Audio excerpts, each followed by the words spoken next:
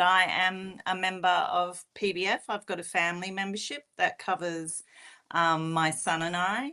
I met Carly, not sure how long ago now. Is it a year or so ago?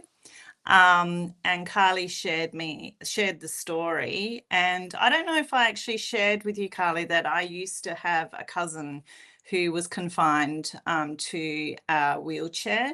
She was in her mother's, my aunt's, womb during Cyclone Tracy up in Darwin many, many years ago, 1975. And she was born having had oxygen restricted to her brain and had multiple disabilities. And one of those was she was confined to a wheelchair her entire life. So I'm highly motivated to cover myself and my son. My son has a high, what do you call it, high risk sport in sailing.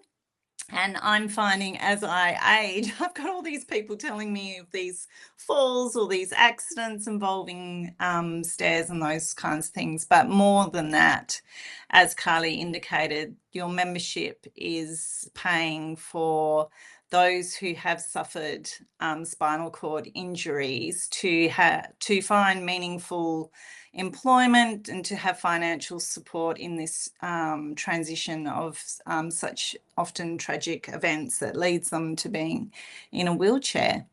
So I am very grateful to be able to support this organisation in a bizarre way. You help yourself and then you're helping others at the same time. So it's quite unique.